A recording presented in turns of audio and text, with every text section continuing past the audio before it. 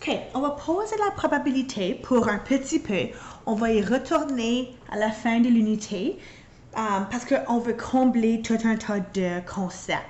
Le premier concept qu'on veut regarder maintenant est le principe fondamental de dénombrement.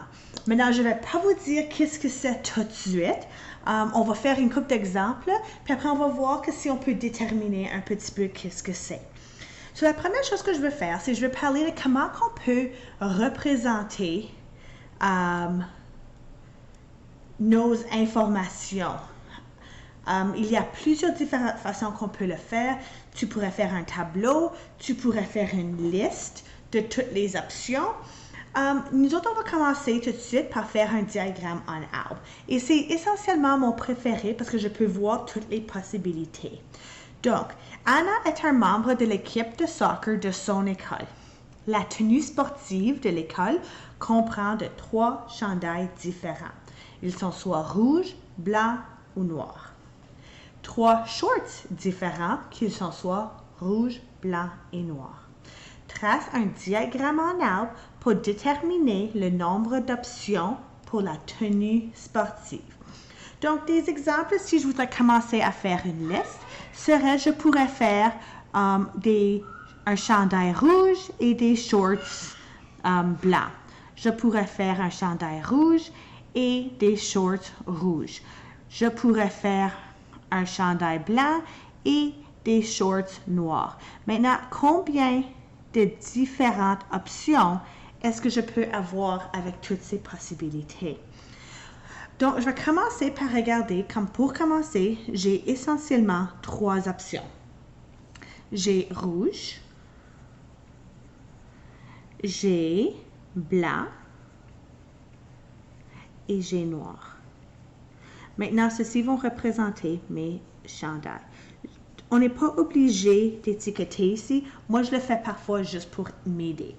Maintenant, si je porte des chandails rouges, j'ai besoin de figurer quels shorts est-ce que je peux porter avec mon chandail rouge.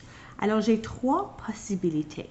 Je peux faire des shorts rouges, je peux faire des shorts blanches et je peux faire des shorts noirs. Okay?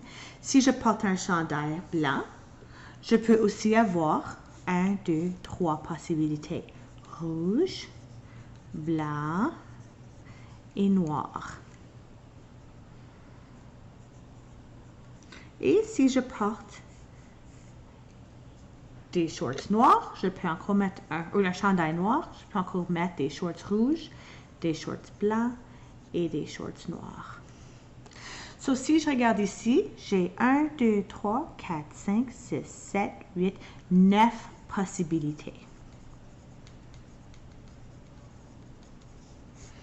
Donc, si je regarde de qu'est-ce que, puis on va retourner à ceci dans une couple de minutes, qu'est-ce qu'on remarque de tous ces numéros? Comment est-ce que je pourrais regarder à mon 3 chandails et mon 3 shorts pour aller à 9 possibilités? Un rappel, il faut que tu portes pour jouer au soccer un chandail et des shorts. Okay? Et vous allez voir pourquoi que je mets ce shorts-là plus tard. Okay? So, prenez une couple de minutes de remplir vos notes ici de qu'est-ce que vous remarquez. Donc, j'espère que ce que vous avez remarqué est que si je multiplie mon 3 par mon 3, je atteins mon 9 possibilités. Et ça, c'est exactement ce qui est ton principe fondamental de dénombrement. Puis, je viens juste de mettre dans la boîte grise une petite définition. So, si l'on peut choisir un élément de m façons différentes et un second élément de n façons différentes, alors on peut choisir les 2 éléments de m fois 9 façons. Okay? So, je vais le faire ceci, premièrement. On va le faire avec le principe de fondamental et ensuite, je vais le faire avec le diagramme de arbre, puis on va voir si on atteint la même réponse. On continue avec exemple ici. Tracy a 2 chemises et 3 paires de jeans et 2 chapeaux. Je devrais avoir un X avec le chapeau là. Combien d'ensemble a-t-elle? Montre avec un diagramme en arbre et avec le principe fondamentale de dénombrement. So, on va faire le principe là. OK, pour une raison, je vais arrêter de faire du recording. Alors, j'ai déjà fait la question, mais je vais retourner de tout l'expliquer. J'adore les défis technologiques. Alors, j'ai commencé par faire le principe fondamental de dénombrement et j'ai juste regardé que j'avais 2 chemises et les 2 chemises me donnent 2 façons. Les 3 paires de jeans me donnent 3 façons et mes 2 chapeaux me donnent 2 façons. Maintenant, parce que mon principe fondamental de dénombrement me dit qu'il faut que je multiplie mes façons, c'est exactement ce que j'ai fait. J'ai fait 2 fois 3 fois 2 qui me donne 12. Maintenant, comme diagramme en arbre, j'ai chemise 1 et chemise 2 parce que j'ai 2 options de chemise. Maintenant, peu importe quelle chemise que je choisisse, j'ai 3 paires de jeans à choisir. So, avec chemise 1, je peux avoir jeans 1, jeans 2, jeans 3. Et avec chemise 2, je peux avoir jeans 1, jeans 2, jeans 3. Ensuite, j'ai 2 chapeaux pour chacun de ces options. So, chapeau 1, chapeau 2, chapeau 1, chapeau 2. Et je continue avec toutes ces options. Maintenant, si je compte les nombres que j'ai eu à la fin, 1, 2, 3, 4, 5, 6, 7, 8, 9, 10, 11, 12. J'ai eu ainsi 12 possibilités, qui est exactement ce que j'ai eu avec mon principe fondamental de dénombrement.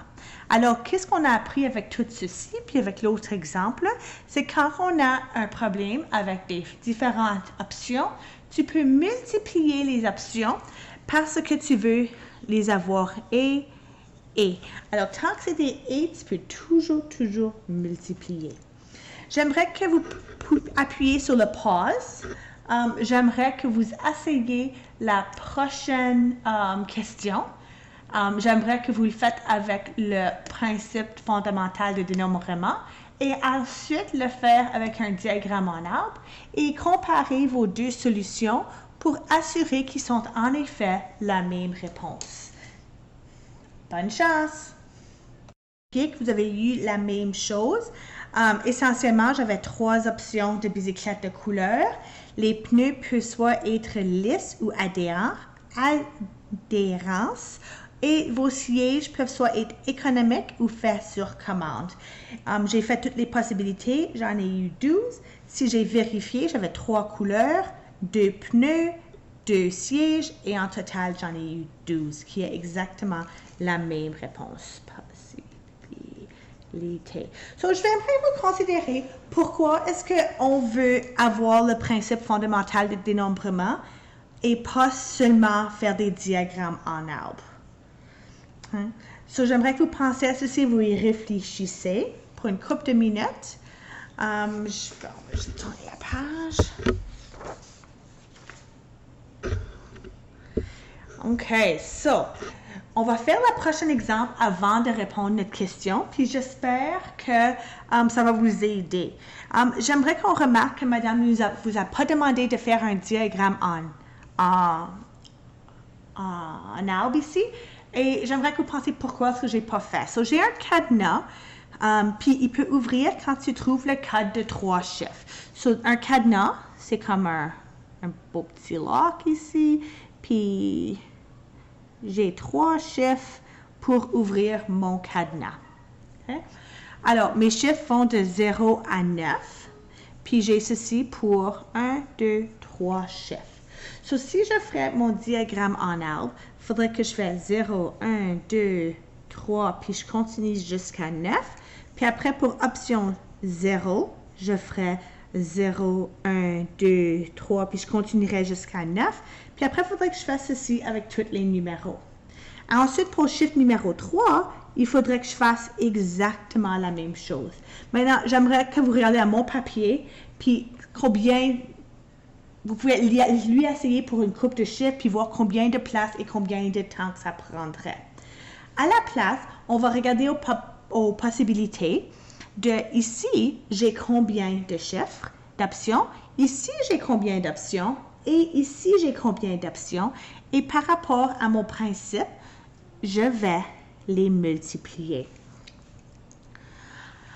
J'aimerais qu'on réalise que 0 à 9, je ne commence pas à 1. Une erreur très commune, c'est que tout le monde pense qu'il y a 9 chiffres ici. Si vous comptez sur vos doigts, 0, 1, 2, 3, 4, 5, 6, 7, 8, 9, vous allez voir ainsi qu'il y a 10 options. So, j'ai 10 chiffres ici. Donc, dans mon premier option, j'ai combien de choix? J'en ai 10. Dans mon deuxième option, on permet les répétitions, so j'en ai encore 10. Et dans mon troisième option, j'en ai combien? J'en ai encore 10. Qui fait ceci, avoir 10 fois 10 fois 10? 1000 possibilités. Maintenant, on va juste commencer à s'amuser un petit peu. Puis disons que madame dirait, sais-tu quoi? Ce cadenas-là ici est spécial, puis il n'y a pas de répétitions qui sont permises. Donc, si je retourne à mon 0 à 9, il y a encore 10 chiffres. Mais qu'est-ce que madame a dit ici? C'est que je ne peux pas avoir 2, 2, 2 parce que je ne veux pas que le même chiffre se répète 3 fois. So, je vais continuer avec ceci. Alors, si j'ai... Donc, ça, c'était jamais des boîtes autres, il ne faut pas se mélanger. Disons que j'avais mon premier chiffre.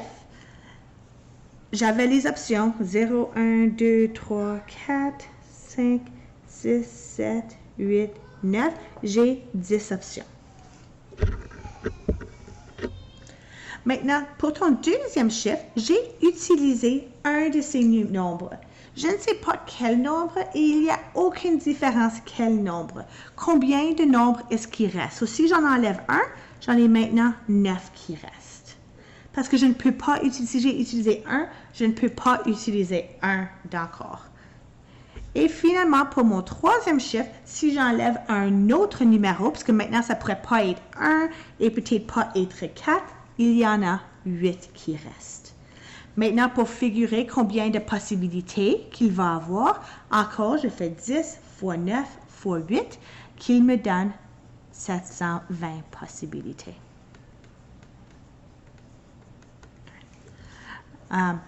Encore, si je voudrais retourner avec tout ceci, à faire des diagrammes en arbre, je ne sais pas si je voudrais faire 1000 possibilités, pour combien longtemps que ça me prendrait. Je pense que c'est là qu'on va terminer pour aujourd'hui. À la prochaine!